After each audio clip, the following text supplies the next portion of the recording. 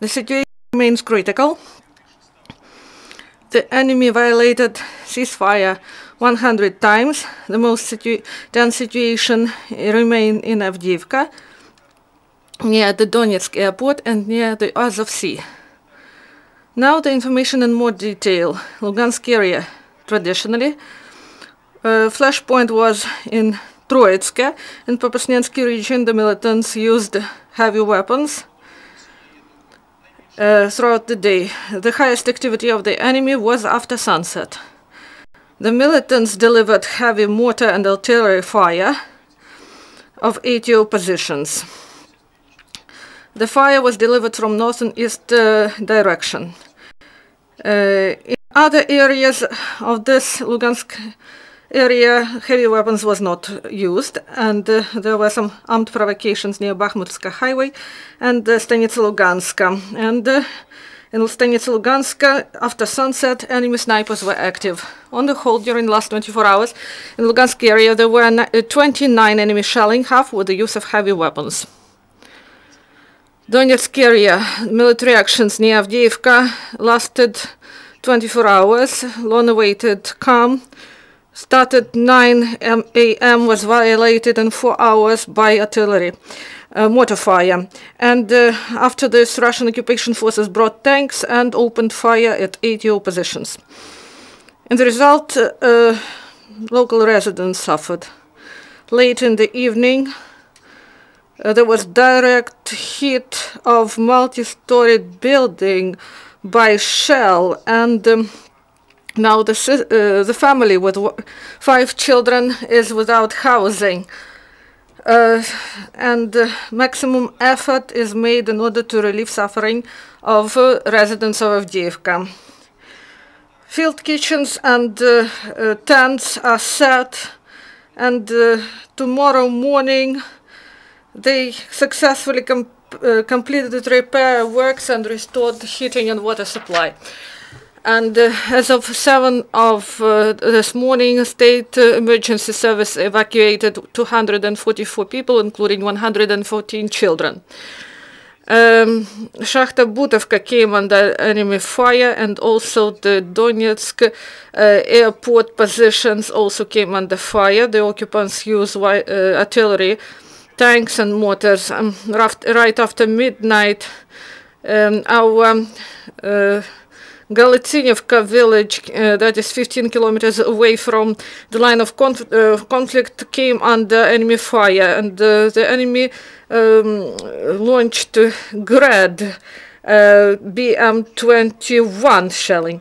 And also in Svetlodarsk Bulge, the enemy used heavy large caliber weaponry, and in perimeter of Gorlovka there was sporadic shelling, and the enemy used mainly small arms. Mariupol area.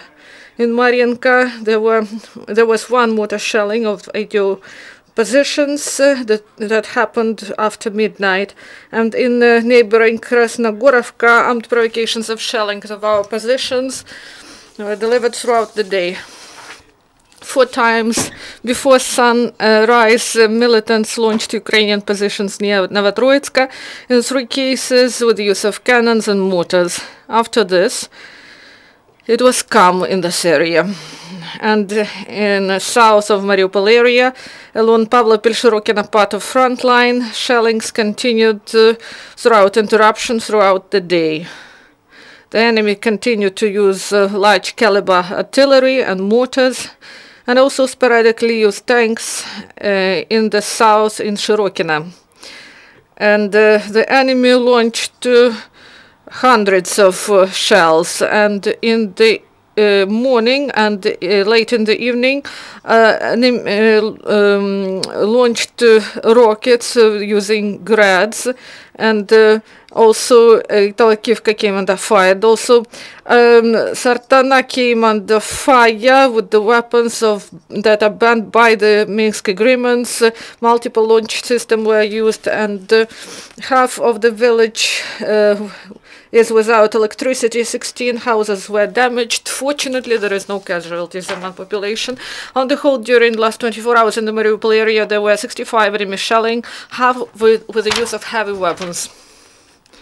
During the last 24 hours, as a result of the military actions, unfortunately, ATO forces sustained losses. 3 Ukrainian servicemen killed, 8 wounded. 1 serviceman died near Troitske. 2 servicemen died in the region of Galitsynivka in the course of enemy shelling with Grad systems, and then in the same region they wounded 1 serviceman.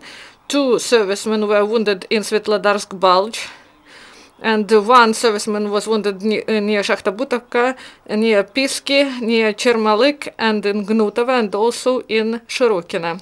Our hearts go out to the relatives of those servicemen who died defending Ukraine. Now the information provided by Ukrainian intelligence service. Military and political leadership of Russian Federation tries to force the leaders of temporarily occupied territories of Ukraine to launch military actions. And in Kharkiv, there was a meeting between the head of DPA, Oleksandr Zakharchenko, and military curators from the ministry and the general staff of the Russian forces. And one of the representatives of Russian Federation provided an ultimatum to DPR. In case of loss of control over Yasinovato Platsdam, they will be removed from their positions. And also, there is information that 8 militants of so-called 9 detached assault and rifle regiment of Marines in Novozovsk went AWOL with their weapons, and in order to decrease desertion among the militants, head of staff of the so-called DPR made an order to establish in the rear the checkpoints in order to reveal the militants who go AWOL. And in order to create this barrier functions, there are servicemen of federal forces of National Guard of Russian Federation. SBU also got information about phone calls of the militants, and this confirms that the militants shell residential quarters of Donetsk. Special service provided telephone communication of the DPR Purgin and Dvoryatkina, and it reveals the detail how the occupants use grads. And now this information about this conversation. Part of the conversation is presented to you. So this is the telephone conversation between the Dvoryankina DPR and the head of the Dvoryankina.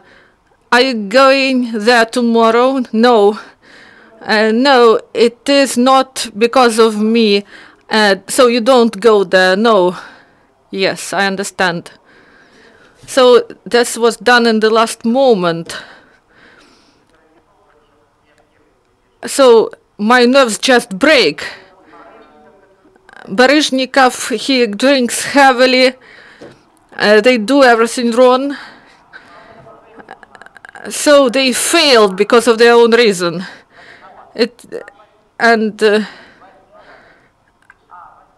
So it happened on the 8th. Lyosha will go without me. Do you remember her? Yes. And there are drones flying. So, and the grads went past us. Something is flying. So they are bringing it here. There are they are near our home. Yes, we have it in our yard.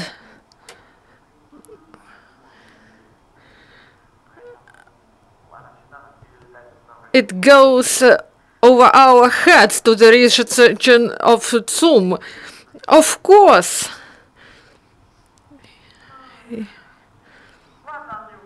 Okay. I'll phone you later. Okay, thank you. So SBU detained a militant from so-called DPR, the resident of Pokrovsk, nicknamed Seven, took part in military actions against Ukrainian forces in course of search.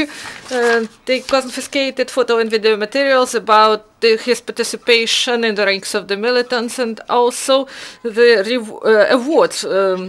His awards. Also, the former militant used SBU program They Wait For You Back Home in June 2014, resident of Mykolaiv, joined the militants in Donetsk, and the man served the checkpoint and was involved in household activities. He saw looting and drinking among the militants. He fled to Russia and hid there for some time. Central Regional Court of Mykolaiv released him from criminal responsibility. And lastly, the occupants once again left the residents of the east of Ukraine without humanitarian help. Yesterday, Ukrainian border guards provided access to 4 trucks bringing humanitarian help through Mayorsk checkpoint, but illegal armed groups returned this car and didn't allow them any access to the territory without any explanation. Do you have questions? If there are no, thank you.